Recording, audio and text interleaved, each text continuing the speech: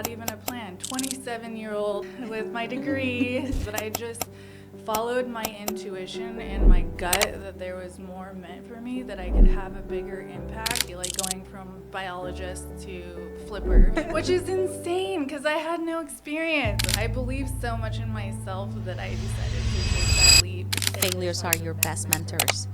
It will always take you beyond what you thought, but when you are succeeding, we tend to forget the lessons.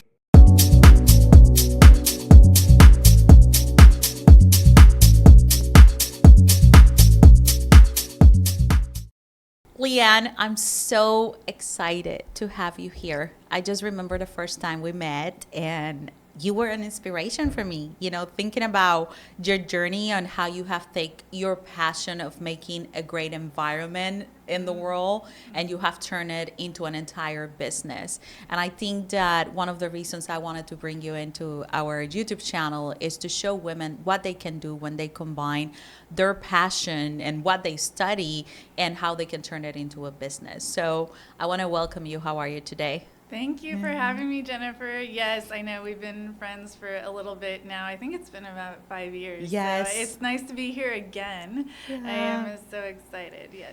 Yes. I mean, tell us about your journey, because I met you and you were out there building business and building houses, and you were combining your passion for the ecosystem with what you were doing with construction. But I think that our audience will love to know who is Leanne. Yeah. So I am from originally a really remote island in Southeast Alaska. It's called Prince of Wales Island, and it's really a fishing village, and there is less than 1,000 people in the city that I grew up in, if you want to call it a city. But my dad's a commercial fisherman, so I very much grew up on the ocean in nature, where humpback whales and sea otters and eagles flying over were very much the norm. And that's where it kind of instilled my love for nature and wanting to protect the environment.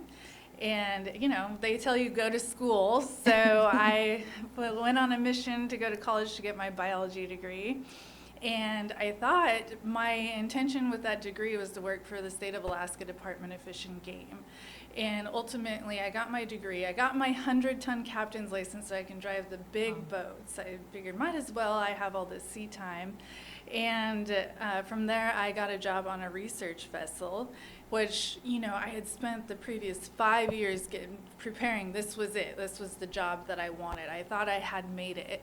But after spending time out at sea, I spent more than a year out at sea. I was like, I saw the glass ceiling, and I felt like there was more. And I didn't know what it was, but I just followed my intuition and my gut that there was more meant for me, that I could have a bigger impact.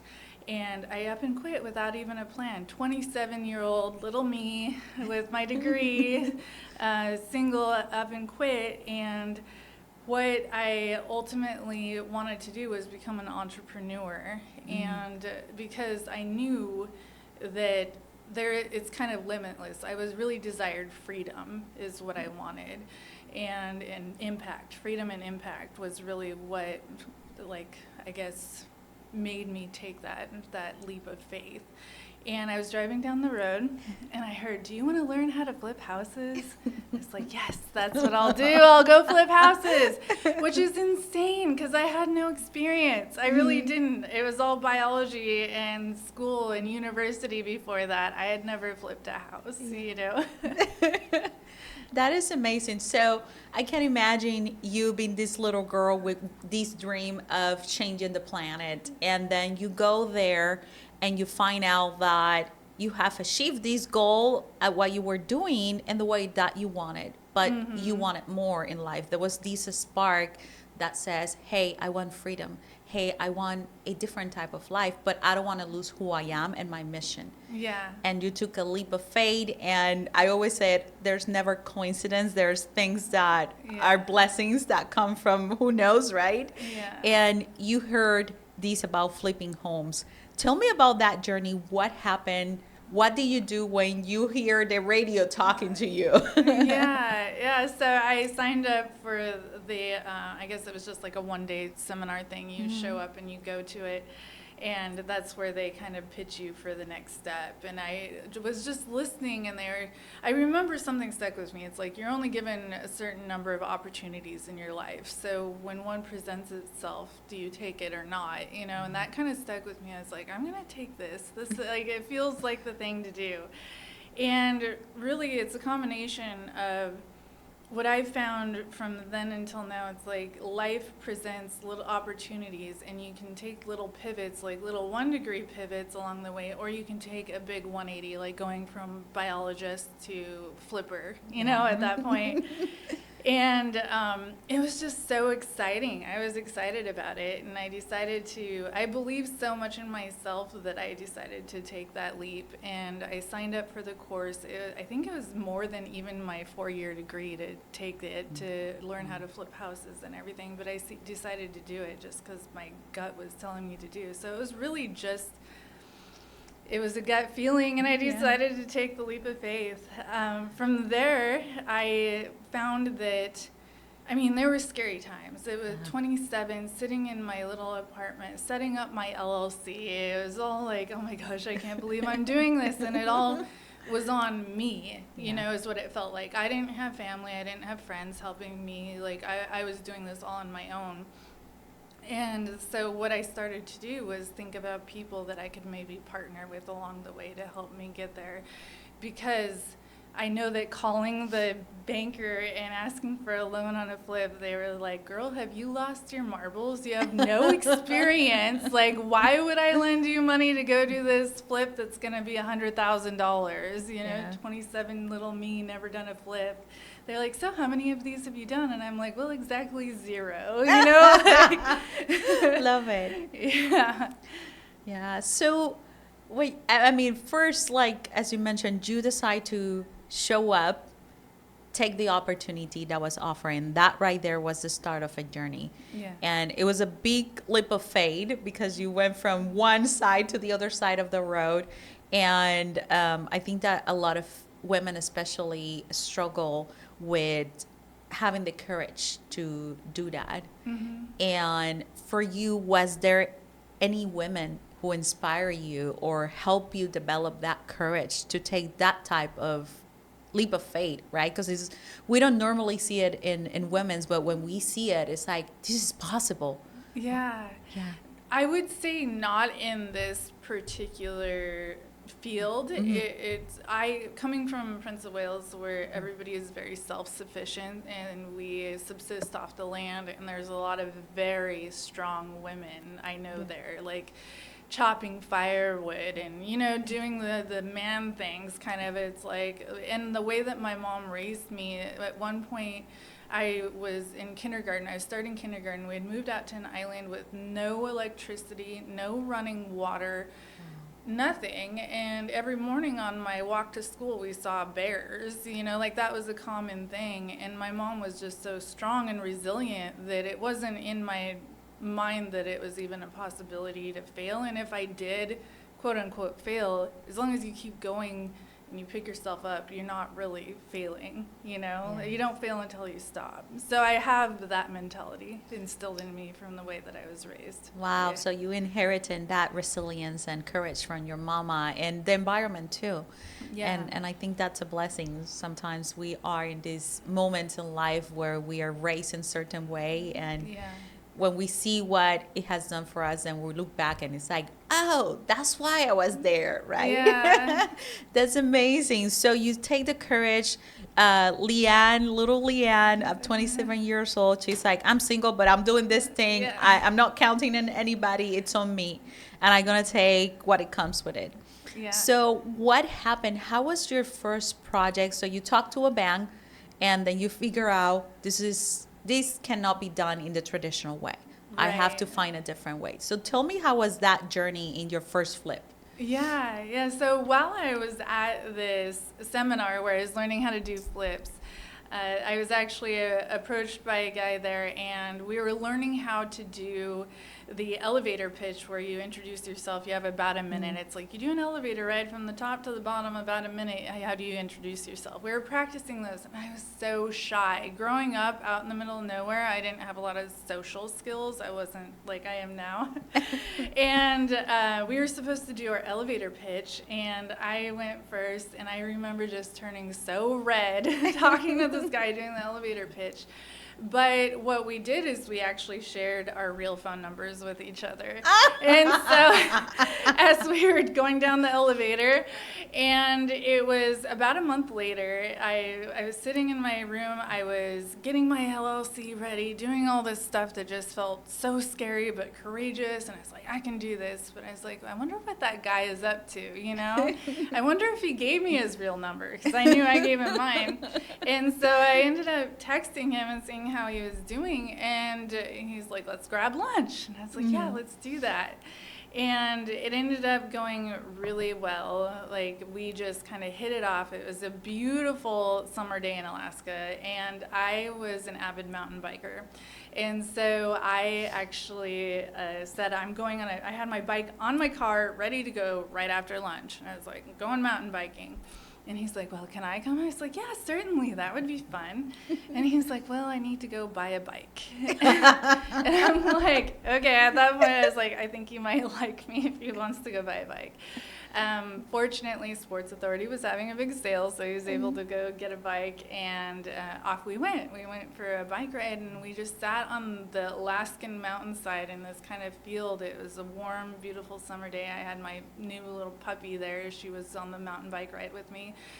But we just sat and had a conversation that went really well, and we talked about business, and we decided to partner. He had a lot more construction experience than me. And we decided to partner on our first flip, and it went really, our relationship went really well. We ended up doing business, personal life and business together.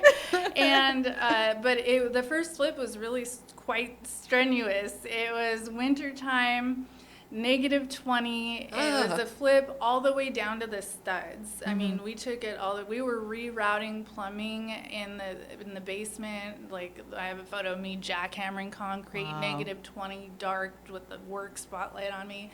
It was intense, but I remember walking through Home Depot, and some guy started asking what we were up to, and he's like, well, if you guys can get through this, you guys are set, you know, you're getting married after this, you know? And he was right. Oh, wow. Wow, that's amazing. So let me get this straight. So you take a leap of faith following your intuition, because you know you can do this. Then you go and open your LLC, and you intentionally put the intention, I need to find someone that can do this with me. Yeah. You start the class, and then you just happen to meet this guy, the guy. Yeah, the guy. That started with a pitch, but the pitch was the phone number, right? Yeah. And so you guys go and you start building a relationship based on business first, and you figure out that you like this guy. So we will talk more about flipping, but we need to talk about these guys. So you met this guy, and where is he today? Well, now he's my husband. Oh my God! Yeah. So we ended up doing business. We did a couple flips in Alaska.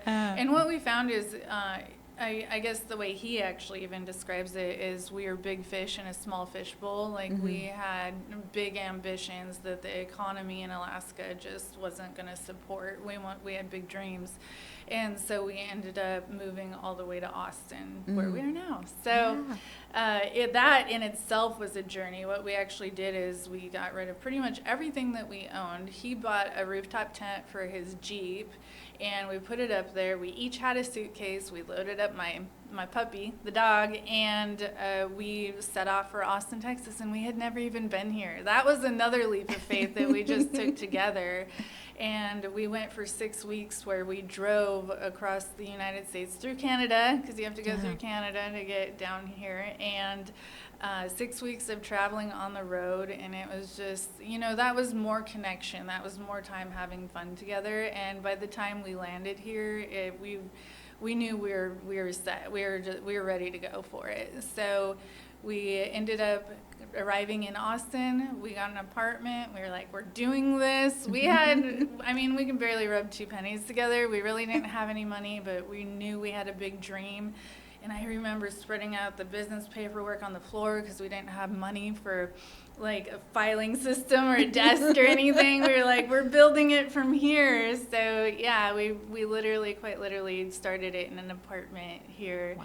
And yeah, now we're, I guess, 8 years down the road. That was 2017. Yeah. Well, we will have to invite him for the next podcast for sure. We have to bring him and have him tell the story. Yeah. I would love to know more how you guys manage that relationship, right? And I think it's super cool that you start in the business side because that requires a lot of communication too. And if you survive, as these guys say, if you survive a flip with your now husband, you can survive many other things. I think so. So what has been your journey? So you start flipping, then you move to Austin, and in Austin you start this journey. What happens in Austin? And I know what you're doing now, but I want to I want people to know the journey that you went through from flipping to now what you guys do. So tell me a little bit more about how that developed. Yeah, so we did a couple flips in Alaska, moved down here. We were debated whether we wanted to continue flipping because that's what we knew at that point, or if we wanted to maybe pivot. What we found is we did start, we did one flip, and then we did one flip with an addition where we did new construction on the flip to make it bigger. So that was kind of the transition. But at that point, we had learned about the zoning here in Austin, and it just made more sense wanting to build really energy efficient 5-star rated homes. It's hard to do that to make an old home more efficient. You can, but you can't get like the 5-star ratings that we're really going for. So we decided to pivot to new construction because the zoning allowed you to build at the time 2 homes on a lot, a SF3 lot. And so it just made sense to buy the lot. If there's a home on it, which there normally is, we would recycle it. And using Zen Robotics, you can actually recycle the materials, so you're not just sending it to the landfill. And then build 2 new energy efficient homes in its space. And it went with our mission, it went with our vision of making the world a better place by building energy efficient homes. And it's better for the people too. So we like having impact, so better for the people, better for the environment. But then it's also more profitable. So it's like a win-win-win. Why not do that? So when you come to Austin, you start like a new business model. Yeah. And now you're bringing your passion to it, where biology and saving the world or the planet, right? When it comes to ecological facts start happening. Right. How does it feel to see it evolving into that mission where you're not just now making money, now there's this passion coming fruitful or becoming true of you building this? And what have you done different in these buildings based on that passion? That's a great question. There's multiple things in there. I will say that the warm fuzzy feeling that I got first when you asked me the first question was like, how does it feel to be having this impact on the world, right? And as you grow your business, if you're an entrepreneur, I'm sure you can probably relate, but once you reach a certain level, it's not just about the success. It's not of money financially. It's not just about the money. And there's so much duality in life where you go through hard times and the money isn't going to carry you along. Like, you're going to lose your drive if that's what it is, because life is so not about the money. That's what you realize as you go through life and you go through these challenges and you grow and build and scale and everything. It's really about your passion and why, your purpose, why you're here doing what you're doing. Because when things get really hard, you have to know your why, or else you just quit, So having a purpose, having a passion beyond just financial gains or whatever, having a positive impact on the world, no matter what that impact that you want it to be. For me, it's, making better homes for people and the environment, helping save the planet. That's really where my heart lies. And so that's what keeps me going, when I wake up every morning. Wow. So I love that. And you're so on point. I think that after you reach certain level, then you figure out why you were even doing the small things. Yeah. Because I think that when you are generous and you are creating impact, even at the smaller scale, when you get to that higher level, you are like, what do I do now? Yeah. Right? And you become this steward of what has been given to you. Yeah. And it's like, how can I increase my impact? And I know you're doing this. And I heard some of your plans, and it's about to get big. And I'm excited to embark in that journey with you too. Tell us what's coming for Leanne and the business in regards to increasing the impact, because I know there's fun things coming for you. Oh my goodness. Yeah. Yeah. So we went from flipping homes, and then we pivoted and we started doing new on-site, new construction, and just stick frame. And we were able to develop a system to where we could do a kind of like production energy efficient builds, so that it was a little bit more in reach and a little more affordable for the general public. Because what we found is that a lot of it is people with money were able to go and do their custom home and get it really outfitted and energy efficient and everything. But that wasn't really accessible to the majority of the people. And so we kind of made it a mission to find a way to make it a little more affordable. And so we were able to do spec homes, energy efficient spec homes. A lot of them were 5-star energy rated, and we're really proud of that. They ended up beautiful. But what we found is that there's it's a little limited there. It's a little inefficient. There are more efficient ways to build for the future. And so just recently, we actually set our first modular construction. Yes. And so my husband is totally the star of the show of that. So I can't wait to get him on here so that we can ask him all about that. I'm not going to steal the thunder and talk too much about it. We'll let him talk about it. But now we're actually pursuing possibly and potentially starting up a factory so that we can do our own modulars and make it even more efficient and more affordable and on more production, so. Oh my God, Leon, I want to bring you back with your husband. I think we have so much to talk about with these new initiative, especially going through the times we're going right now in the real estate industry, where building is not as impactful slash profitable in the past. Right. And I think this is something that a lot of investors needs to hear about. I mean, me being investing over the past 10 to 12 years, I have seen the differences. And we have to pivot somehow and to continue to bring impact to people, find ways to build more affordable housing to the general public too. And to your point, find better ways to do things to impact the environment in a positive way. So, is there any advice? Is there any spark or seed that you want to put out there for any women trying to start their own business or scale up like you have been doing? Oh goodness. I put myself in 27-year-old little me, and I'm like, what would I say to her,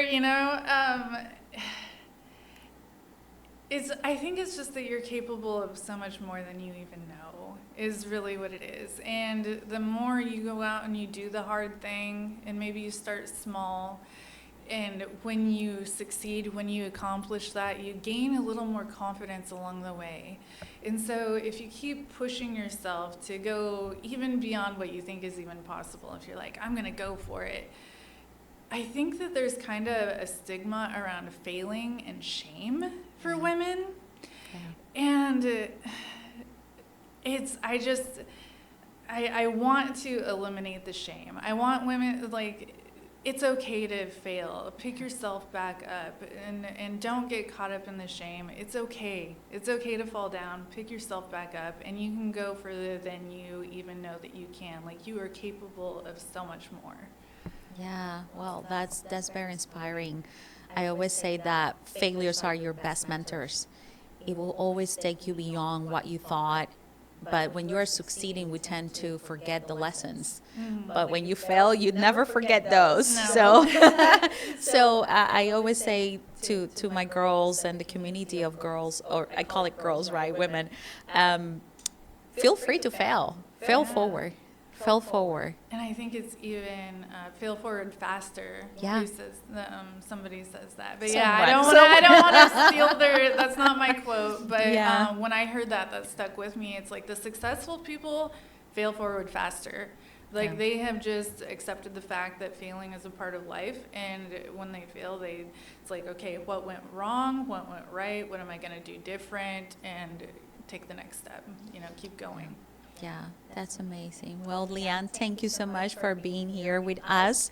I will make sure that at the bottom in the description, people know how to find you. We will put your Instagram, your website, so other women can connect with you and learn more about what's coming for Leanne, follow your journey, because I think they're going to find that very inspiring. So thank Right. you. Thanks, Jen.